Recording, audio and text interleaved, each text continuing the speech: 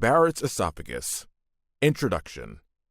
Barrets esophagus is a condition in which a metaplastic columnar epithelium that has both gastric and intestinal features replaces the stratified squamous epithelium that normally lines the distal esophagus. Barrett's esophagus develops due to chronic gastroesophageal reflux disease. It's seen in 5 to 10% of patients suffering from gastroesophageal reflux disease. This condition arises secondary to chronic mucosal irritation. It's a form of glandular metaplasia in which non-keratinized stratified squamous epithelium is replaced by non-ciliated columnar epithelium with goblet cells. Long-standing cases of Barrett's esophagus predispose to the development of adenocarcinoma of the esophagus. It usually involves the distal esophagus.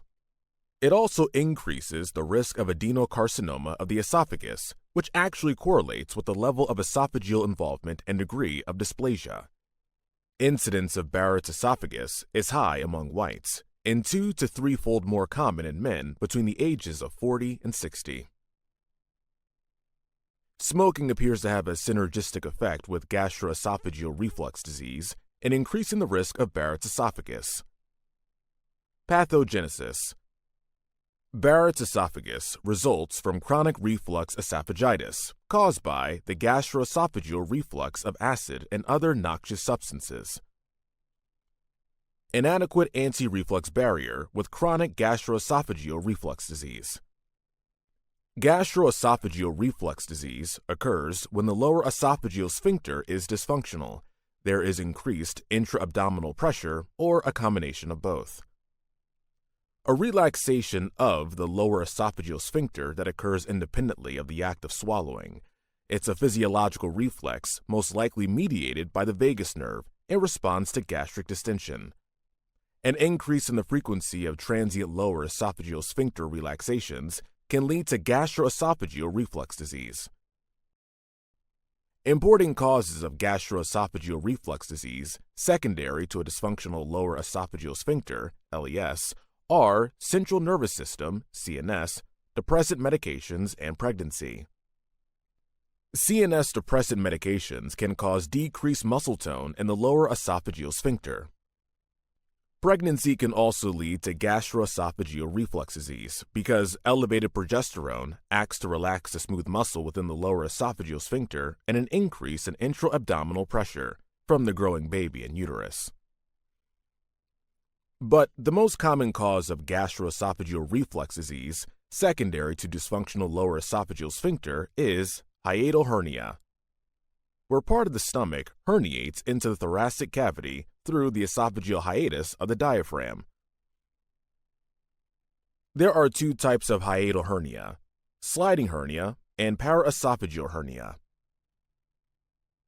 Sliding type of hiatal hernia is the most common type, where the gastroesophageal junction is displaced into the thoracic cavity, giving it an hourglass appearance. In the paraesophageal hernia, the gastroesophageal junction is not displaced. Only the stomach herniates into the thoracic cavity. Importantly, a person with a paraesophageal hernia is at risk for developing gastric volvulus. Gastric volvulus is twisting of the stomach, leading to compromised blood flow and possible tissue death. Nitroso compounds. Potential consequences of persistent reflux include not only acid peptic injury, but also exposure to high concentrations of nitric oxide generated from dietary nitrates in green leafy vegetables. Most of the ingested nitrate is well absorbed by the small intestine and excreted unchanged in the urine, but approximately 25% is concentrated by the salivary glands and secreted into the mouth, where bacteria on the tongue reduce the recycled nitrate to nitrite. When swallowed, nitrite encounters acidic gastric juice, and the nitrite is converted rapidly to nitric oxide. After nitrate ingestion, high levels of nitric oxide have been demonstrated at the gastroesophageal junction. Nitric oxide can be genotoxic and potentially carcinogenic. Esophageal epithelial erosion.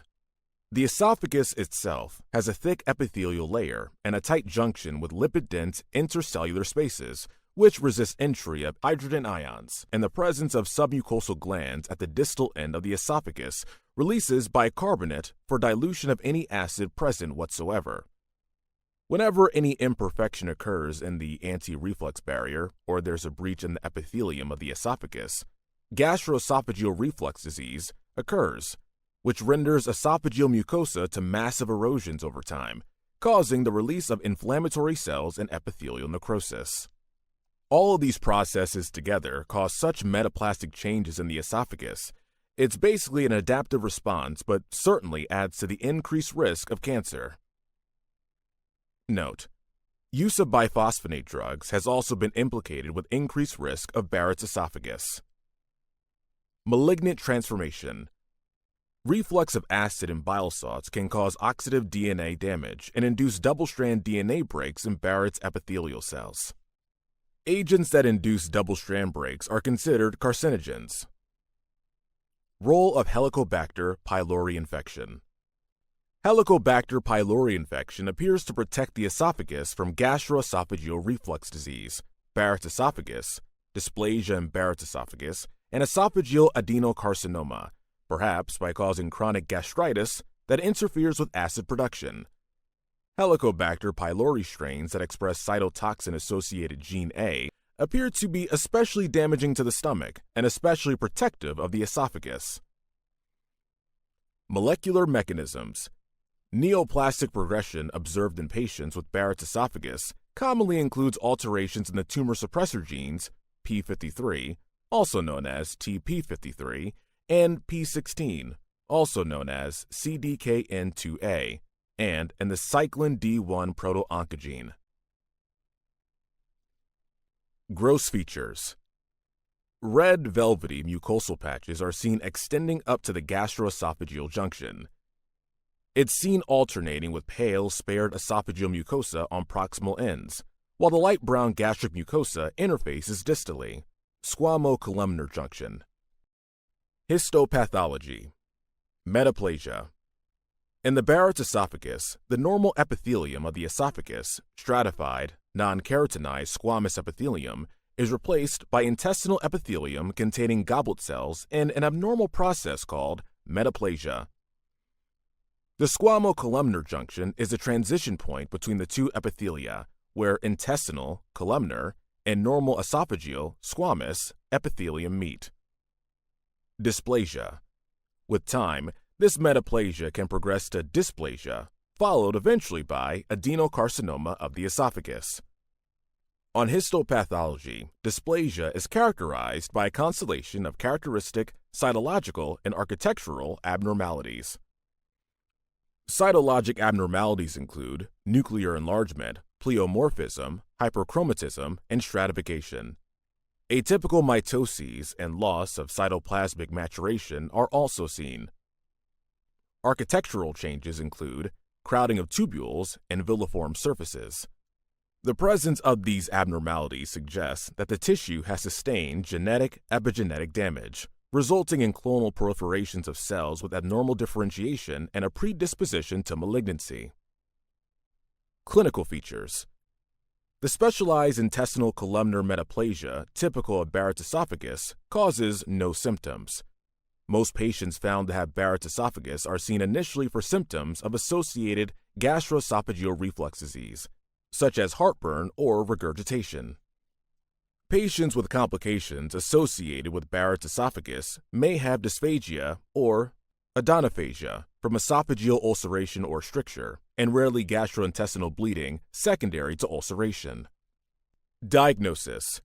Two things are needed to diagnose Barrett's esophagus: the endoscopic appearance of Barrett's esophagus and histologic confirmation of intestinal metaplasia on esophageal biopsy. Endoscopy. Identify possible Barrett's. Barrett's esophagus should be suspected when the squamo-columnar junction is located greater than 1 centimeter proximal to the gastroesophageal junction. On white light endoscopy, Barrett's esophagus has a characteristic salmon-colored appearance. Squamo-columnar junction, Z-line.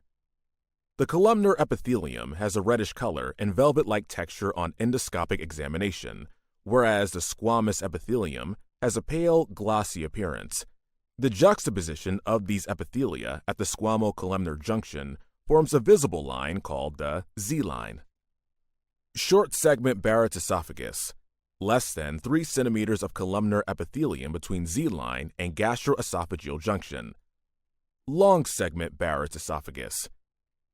Greater than 3 centimeters of columnar epithelium between Z-line and gastroesophageal junction. Higher cancer risk. Biopsy technique. Biopsies of the suspected Barrett segment are needed to establish the diagnosis. At least 4 biopsies should be obtained for every 2 centimeter segment of suspected Barrett's esophagus. 8 random biopsies are recommended. Biopsy specimens should not be obtained from a normal-appearing Z-line or irregular Z-line that extends less than 1 centimeter up the esophagus. If such biopsies are taken and identify intestinal metaplasia at the gastroesophageal junction, there is yet no clear consensus on how to manage those patients, but their cancer risk generally is considered to be minimal. Management. Dysplasia in Barrett's esophagus was traditionally managed with esophagectomy, a procedure associated with considerable morbidity and mortality. Subsequently, dysplasia is usually managed with endoscopic eradication therapy, which includes the use of endoscopic ablation techniques and/or endoscopic resection, ER. For patients found to have low-grade dysplasia, high-grade dysplasia, or intramucosal carcinoma, biopsy specimens should be obtained at 1 centimeter intervals, and any mucosal irregularities should be removed with endoscopic resection. Most patients with high-grade dysplasia or intramucosal carcinoma should undergo endoscopic eradication therapy with the goal of removing all the dysplastic and metaplastic tissue.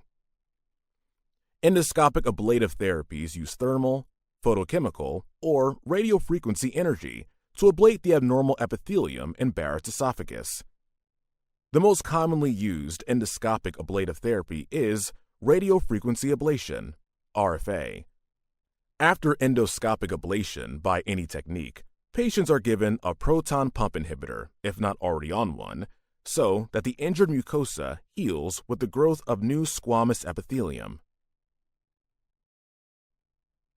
Esophagectomy.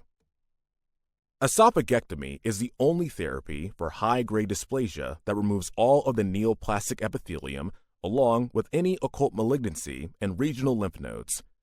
It also has the highest rates of procedure-related mortality and long-term morbidity. One advantage of esophagectomy over endoscopic eradication is that occult lymph node metastases can be detected. Surveillance and management of Barrett's esophagus. If Barrett's esophagus is seen on upper endoscopy, look for any mucosal irregularities, for example, nodule. If yes, obtain 4 quadrant biopsies every 1 centimeter with Barrett segment and perform endoscopic resection of irregularities. If no mucosal irregularities are seen, obtain 4 quadrant biopsies every 2 centimeters with Barrett segment, then send for biopsy and look for histological findings. On histological findings, if you find Barrett's esophagus with no dysplasia, were biopsies obtained from the initial endoscopy adequate? For example, 4 quadrant biopsies every 2 centimeters. If yes, then perform surveillance endoscopy with biopsies in 3 to 5 years. If no, repeat upper endoscopy with biopsies within a year. On histological findings, if you find indefinite for dysplasia, optimize anti-reflux therapy, for example, proton pump inhibitors twice daily, and then repeat endoscopy with biopsies every 1 centimeters in 2 to 6 months. If no dysplasia, perform surveillance endoscopy with biopsies in 3 to 5 years. If indefinite for dysplasia, confirm findings with a second pathologist, ensure adequate acid suppression, and repeat endoscopy with biopsies every 1 centimeter within 2 to 6 months. If esophageal adenocarcinoma, then refer to an oncologist. If dysplasia or intramucosal carcinoma, then confirm it by a second pathologist. Obtain 4 quadrant biopsies every 1 centimeter within Barrett segment and perform endoscopic resection of the irregularities.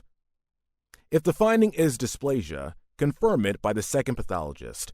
If it is low-grade or high-grade dysplasia, endoscopic eradication can be done. If it's intramucosal carcinoma, endoscopic eradication can be done. If it is esophageal adenocarcinoma, refers to oncology. On histological findings, if dysplasia or intramucosal carcinoma is confirmed by a second pathologist, follow the same steps as explained earlier. On histological findings, if you find esophageal adenocarcinoma, then refer to an oncologist.